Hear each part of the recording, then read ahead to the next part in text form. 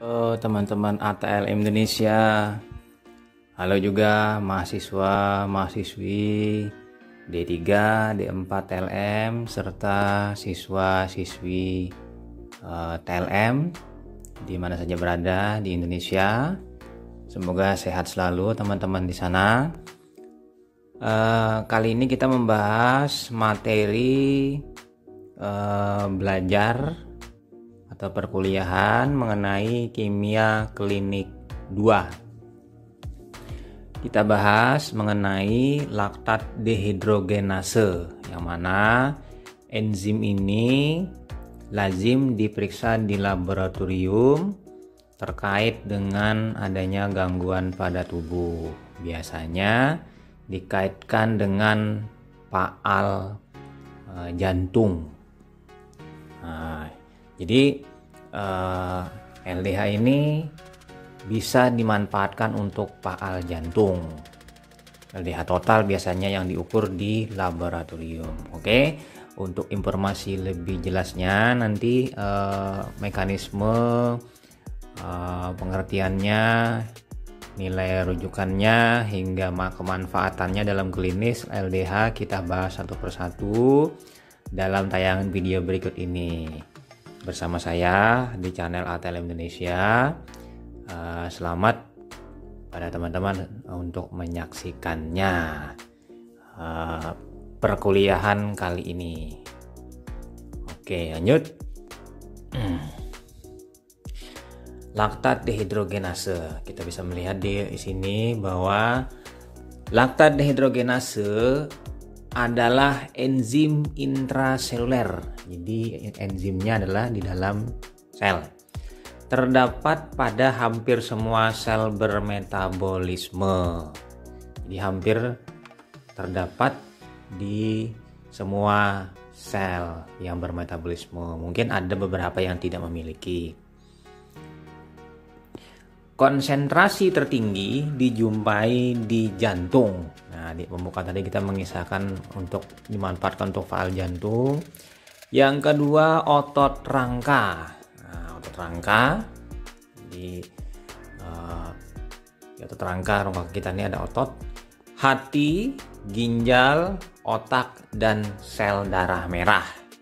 Jadi hati-hati kalau ada hemolisis, maka akan menaikkan kadar LDH karena ada di dalam eritrosit. Nah, ini sebagai istilahnya kehati-hatian kita dalam melakukan analisa atau pemeriksaan LDH. LDH mengkatalisis perubahan laktat dengan bantuan NAD+ menjadi pirufat dan NADH dalam suasana asam. Kita bisa melihat di reaksinya itu laktat CH3COH itu meionisasi dalam suasana asam, ada ion H+. Itu berarti dia memerlukan suasana yang agak asam, asamnya tidak terlalu asam kuat, sesuai nanti dengan buffer pH-nya berapa nanti. Lalu NAD menjadi NADH karena ada perpindahan H masuk ke dalam NAD. Begitu juga nanti kembalikannya. Dia ini reaksinya bersifat reversible. Bisa ke kanan, bisa ke kiri. Ini ada ke kanan, ke kiri. Kita melihat dari perubahan NAD menjadi NADH, NADH menjadi NAD. Nah, laktat ini dengan bantuan laktat dehidrogenase diubah menjadi pirufat. Jadi laktat menjadi pirufat. Nah, laktat menjadi pirufat ini kecepatannya nanti diukur dalam satuan kinetik. Nah, ini sebenarnya digunakan juga sebagai reaksi kedua dari pengukuran AST dan ALT. Karena ini mengukur laktat, jadi laktat saja yang diukur. Nah, isoenzim LDH itu memiliki spesifisitas jaringan. Jadi dia memiliki isoenzim. Jadi berguna nanti dalam menentukan organ asal. Nanti LDH ada isoenzimnya LD1, LD2, LD3, LD4 dan LD5. LDH ini penulisannya ada yang menuliskan LD atau LDH. Yang saya tahu banyak kit reagen yang beredar itu LD atau LDH. Nanti dia ada garis miringnya, sama saja. Entah nanti penamaan internasionalnya LD, kayaknya LD sih penamaan tata namanya IUB atau IUVAC-nya. Nah, oke, lanjut lagi. Isoenzimnya dari LDH kita bahas satu persatu. Sebelumnya kita lihat tabel bawah ini, gambar bahwa LDH1, LDH2, LDH3, LDH4, LDH5.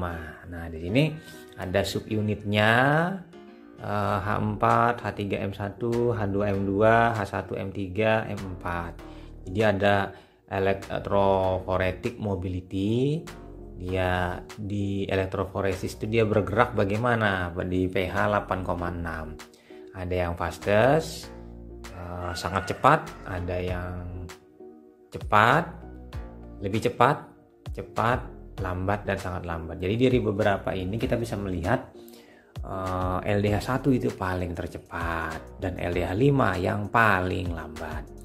Activity at 60 sampai 30 menit. Nah, ini aktivitasnya 60 derajat sampai selama 30 menit. Not destroyer, partly destroyer. Jadi dia hampir sama dari semuanya ini kelima-limanya, kecuali ini yang 1, 2 ini sama, yang 3 ini beda sedikit, yang 4, 5 ini dia aktivitasnya sama. Jadi terbagi menjadi 3 bagian aktivitasnya bila di suhu 60 derajat selama 30 menit. Dia akan mengalami kerusakan, ada yang tidak kerusakan. Kemudian tisu origin, heart muscle LD1, LD2 itu RBC, LD3 itu brain, LD4 itu liver, LD5 itu skeletal muscle. Jadi ada yang di dalam otot jantung, ada yang di eritrosit, ada yang di brain itu otak, ada yang dari liver, ada yang di otot skeletal.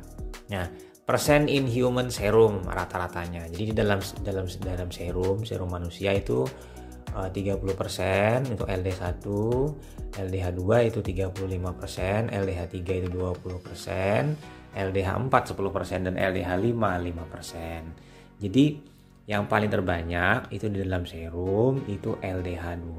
LDH2 ini berarti dari eritrosit ini nanti kalau semakin hemolisis tinggi semakin meningkat nanti LDH-nya. Jadi di sini kita bisa melihat satu persatu dari LDH ini ternyata perbedaannya lumayan agak-agak mencolok. Cuma di laboratorium pengukurannya LDH total masih dilakukan, tidak isoenzimnya. Nah, LDH suatu molekul tetramerik yang mengandung 4 subunit dari 2 bentuk. Yang H itu jantung, yang M itu otot. Jadi H dan M ini kita melihat dari subunitnya, nanti ada rumus-rumusnya seperti yang kita sebutkan tadi. H4, H3M1, H2M2, H1M3, M4. Yang berkombinasi menghasilkan 5 isoenzim. LDH1 sampai dengan LDH5. Nah, itu jantung, berarti dia lebih banyak ada di jantung. Jantung enzimnya, M itu otot muscle. Nah, untuk jelasnya kita lihat di sini LDH1 HHHH terdapat di jantung, eritrosit, otak. LDH2 HHHM terdapat di jantung, eritrosit, otak. LDH3 HHMM terdapat di paru, otak, ginjal, limpa, pankreas, adrenal, dan tiroid. LDH4 HMMM terdapat di jantung, otot, rangka, dan ginjal. LDH5 MMMM terdapat di hati, otot, rangka, dan ileum. Jadi mungkin teman-teman tadi di awal-awal bingung H4 itu apa sih. Ternyata kalau kita jabarkan itu adalah H4 adalah sebanyak 4 buah H-nya. H tadi berarti apa? yang mana dia banyak ditemukan dari otot jantung sebenarnya. Kalau M itu muscular, otot. Oke, pindah lagi kita ke aktivitas LDH. Nah, pertama kita melihat aktivitas LDH total. Dalam serum meningkat pada hampir semua keadaan penyakit karena kerusakan atau destruksi sel. Nah, jadi di sini apabila gangguan berupa kerusakan sel atau destruksi, maka LDH akan meningkat karena LDH itu di enzim intraseluler. Yang kedua, lagi LDH total indikator relatif sensitif untuk menunjukkan sedang berlangsungnya proses patologi. Kemudian, penyakit multisistem menyebabkan peningkatan LDH total disertai distribusi normal isoenzim. Lagi, aktivitas LDH dalam cairan pleura untuk membedakan transudat LDH rendah dari eksudat LDH tinggi. Makanya kita mengukur LDH di dalam transudat eksudat itu selama ini tidak menggunakan LDH. Ada beberapa laboratorium sudah mencantumkan pemeriksaan transudat eksudat ini tambahannya LDH. Jadi alangkah baiknya nanti dosen-dosen praktikum menambahkan LDH sebagai bagian dari praktikum pemeriksaan transudat eksudat, sehingga mahasiswa nanti akan memanfaatkannya ini di saat dia sudah bekerja di unit pelayanan laboratorium. Jadi apabila pemeriksaan transudat eksudat, tidak hanya kita memeriksa pemeriksaan yang konvensional, tapi ditambah dengan tambahan LDH untuk membedakan transudat dan eksudat. Dan lagi aktivitas LDH1 dan LDH. Nah, LDH1-nya peningkatan LDH total dan rasio LDH1 dan LDH2 dengan kadar tertinggi LDH1 untuk memastikan diagnosis infak miokard MCI. Jadi infak miokard itu bisa dilihat dengan melihat adanya kenaikan dari LDH, yang mana LDH meningkat dalam 12 sampai 24 jam setelah terjadinya MCI. Mencapai puncaknya 2 sampai 5 hari dan tetap tinggi 6 sampai 12 hari. Nah, jadi nanti puncaknya dia 2 sampai 5 hari. Jadi lumayan ini bisa digunakan untuk faal jantung apabila tidak memiliki pemeriksaan yang lebih spesifik untuk jantung. Misalnya CKMB tidak punya, troponin tidak punya, pakai LDH saja. Apalagi dikombinasikan nanti dengan AST. AST dan LDH sudah mampu menunjukkan ke faal jantung. Nah, di sini kita bisa melihat mencapai puncaknya 2 sampai 5 hari. Jadi, pasien yang kena serangan di awal-awal memang tidak muncul LDH meningkat. Artinya ini sudah 12 jam baru meningkat. Yang mana ada juga kebenarannya karena begitu kena serangan tidak ada juga tidak serta-merta orang itu pergi ke rumah sakit atau unit pelayanan untuk dirawat, biasanya di rumah dulu. Nah, ini masih memberi kesempatan kepada LDH nanti pada saat diambil darah diukur dan meningkat. Nah, jadi setelah 12 jam mungkin baru meningkat. Nah, tapi di sini kelemahannya juga karena tidak segera setelah 12 jam. Padahal yang bagusnya itu setelah 6 jam meningkat ya. Meningkat sampai 24 jam, 2 hari. Puncaknya setelah 2 sampai 5 hari. Jadi 3 harian nanti dia meningkat puncaknya dan tetap tinggi 6 sampai 12 hari. Nah, ini kelemahannya lagi. Tetap tinggi, kalau seandainya dia diberi pengobatan mungkin apakah tetap tinggi? Mungkin tetap tinggi. normal 8-14 hari. Nah, setelah dia mendapatkan pengobatan kembali normal ke 8-14 hari. Tidak lagi. Nah, isoenzimnya LDH1 dan LDH2. Hemolisis in vivo pada anemia hemolitik, anemia sel sabit, anemia megaloblastik, anemia hemolitik mikroangiopati, dan kerusakan mekanis pada eritrosit hingga yaitu akibat katup jantung prostetik. Jadi katup jantung buatan ini menyebabkan peningkatan kadar LDH. LDH1 lebih besar daripada LDH2. Nah, di sini pada kondisi-kondisi berikut ini yang menyebabkan tingginya LDH, terutama LDH1. Tidak lagi LDH3. LDH2, LDH3, dan LDH4 sering meningkat pada pasien keganasan dan beban tumor yang besar karena metabolisme dan pertukaran sel tumor.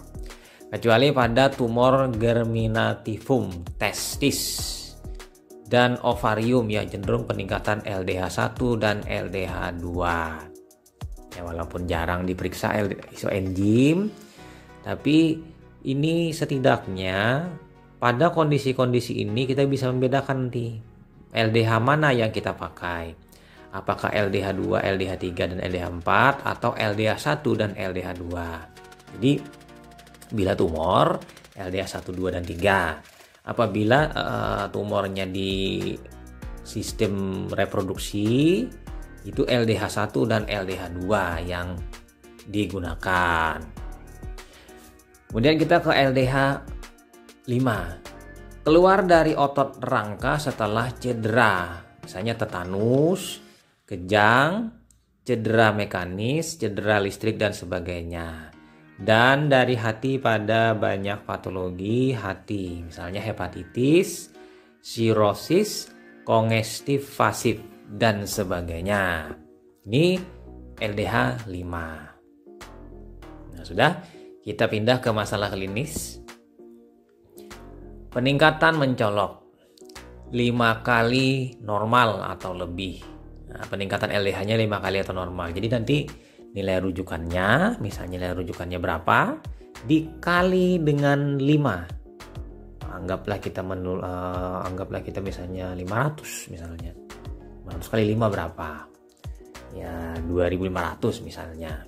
Nah, ini terjadi pada anemia megaloblastik, karsinoma stosis luas, shock septik, dan hipoksia, hepatitis, infak ginjal, furfura, trombositopenia, trombotik.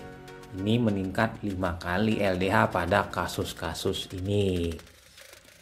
Sementara peningkatan sedang itu 3-5 kali, artinya di bawah dari 5 kali pada kasus infak miokard, infak paru, keadaan hemolitik leukemia, mononukleosis infeksiosa, delirium tremens, distrofi otot.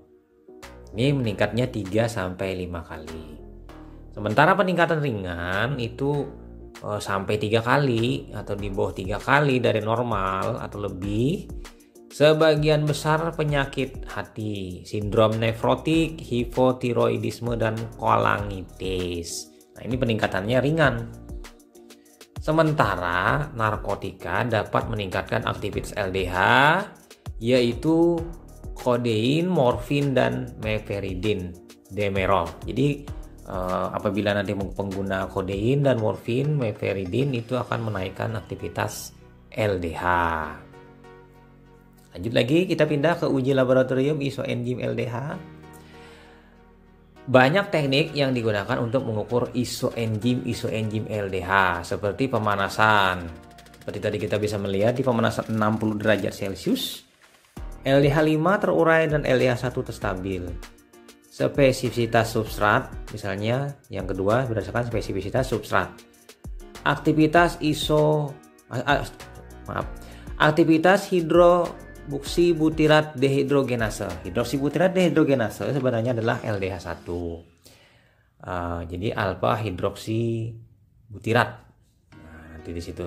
Elektroforesis bisa juga, dan imunoinhibisi subunit tertentu dengan menambahkan suatu zat yang menginhibisi subunitnya. Biasanya yang menginhibisi ini terjadi dengan menambahkan suatu anti LDH1, LDH2, LDH3, LDH4 dan LDH5, maka dia terinhibisi.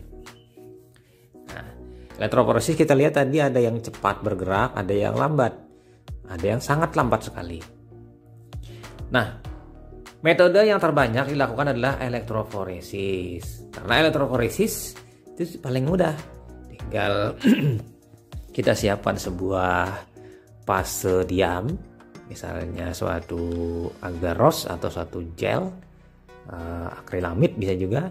Jadi dimasukkan serum, diberi arus listrik, maka protein akan bergerak. Nah, kebetulan sini enzim, jadi dia akan bergerak. Yang paling tercepat LDH1 tadi. Kemudian yang lain 2, 3, 4, dan 5 yang paling lambat. Nah, aktivitas LDH total dalam serum dapat diukur dengan laktat sebagai substrat, LDL, atau virufat sebagai substrat, LDV. Jadi sini kayak biasa mengukur langsung LDH total. Pengukurannya di laboratorium. Nah, lanjut lagi kita ke nilai rujukan. Untuk dewasa nilai rujukannya LDH total 100 sampai dengan 190 international unit per L, 70 sampai 250 U per L. Kemudian isoenzim LDH1 14 sampai 26%, nanti dari yang total tadi. LDH2 27 sampai 37%, LDH3 13 sampai 26%, LDH4 8 sampai 16%, LDH5 6 sampai 16%. Jadi tinggal dihitung nanti, dipersenkan masing-masing. Perbedaan sebesar 2 sampai 4% dianggap normal. Nah, untuk anak-anak neonatus 300 sampai dengan 1500 international unit per L. Anak 50 sampai 150 IU per L, 110 sampai dengan 295 U per L bila menggunakan U per L. Nah, kebanyakan itu menggunakan U per L. Mungkin di Indonesia masih menggunakan U per L. Kita pindah ke faktor temuan laboratorium.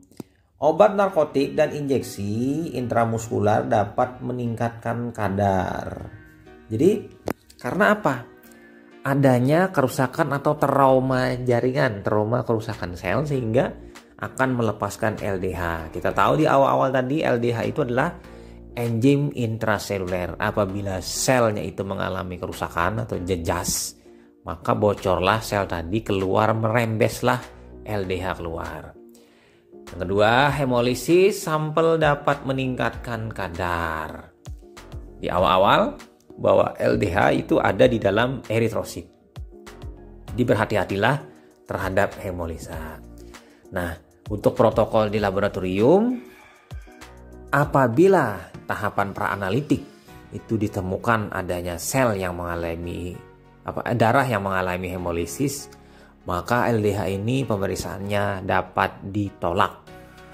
Tapi kembali lagi ke kit reagen masing-masing, di mana di kit reagen itu nanti ada suatu batasan toleransi hemolisisnya berapa yang mungkin dapat ditoleransi. Tapi kalau misalnya di kit reagennya itu mutlak penolakan hemolisis, berarti nanti tidak bisa dikerjakan, harus mengambil darah ulang kepada pasien dengan spesimen yang baru. Nah, itu. Kemudian yang ketiga, penyimpanan sampel pada keadaan beku dapat menurunkan kadar. Jadi LDH ini alangkah baiknya dilakukan pemeriksaan dalam kondisi fresh atau segar dari spesimen pasien. Jadi darah diambil, kemudian dibekukan, setelah dibekukan disentrifuge, lalu diperiksa langsung kadarnya, kadar aktivitasnya. Kalaupun penundaan, nanti ada persyaratan penundaan sesuai dengan kit reagen masing-masing yang digunakan. Penundaan ini bisa disimpan di suhu kulkas, suhu 2-8 derajat Celcius. Tapi menurut teori ini bahwa dibekukan tidak boleh. Dibekukan itu maksudnya di dalam freezer. Mulai dari 0 derajat Celcius sampai dengan minus 20 derajat Celcius. Itu akan terjadi penurunan kadar. Tapi kita kembali ke patokan ke kit reagen. Seberapa toleransi dari kit tadi, apakah dia menurun? Kita lihat nanti di penyimpanan spesimen dari serum atau darah dari LDH tadi di kit reagen masing-masing. Tapi secara teori jangan dibekukan karena menurunkan kadar LDH. Nah, itu saja teman-teman mengenai teori LDH. Jangan lupa subscribe di channel saya untuk mendapatkan informasi-informasi terbaru seputar ilmu laboratorium medik. Semoga bermanfaat dan barokah. Sampai jumpa di video selanjutnya. Saya Ahmad Lab dari Banjarmasin pamit. Bye.